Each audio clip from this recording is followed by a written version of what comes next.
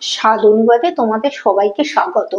এবারে কলকাতায় যা ঠান্ডা পড়েছে, হাজবেন্ড তাই বলছে যে এবারে আর দোকানের চপে মন ভরছে না, বাড়িতে একটু চপ টপ বানা।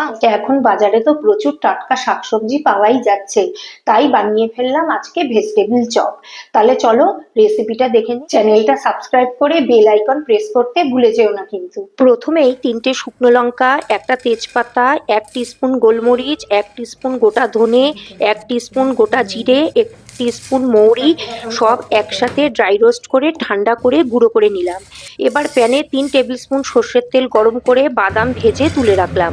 এবার ওই একই তেলে ছোট চামচের 1 চামচ পাঁচফোড়ন ফোড়নে দিয়ে 1 মুঠো নারকেল কুচানো ভাজতে দিলাম।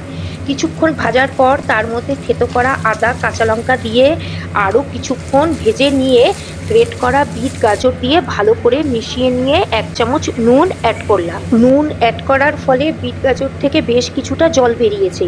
এবারে কড়াইশুঁটি অ্যাড করে ভালো করে মিশিয়ে নিয়ে ঢাকা দিলাম।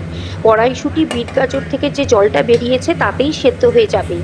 8 মিনিট পর ঢাকা খুলে নেড়ে চেড়ে শুকিয়ে নিয়ে গ্রেট করা আলু দিয়ে খুব ভালো করে মিশিয়ে নিয়ে ওতে স্বাদ মতো চিনি আর ভাজা মশলাটা অ্যাড করে আরও কিছুক্ষণ ভালো মতো মিশিয়ে নিয়ে নাড়াচাড়া করে একটা প্লেটে ঢেলে ঠান্ডা হতে দিলাম।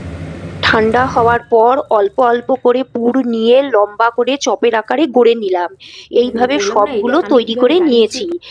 আর নিয়েছি একটা বাটিতে 2 টেবিল স্পুন কর্নফ্লাওয়ার, সামান্য নুন আর অল্প জল দিয়ে গুলে একটা পাতলা ব্যাটার বানিয়ে নিয়েছি।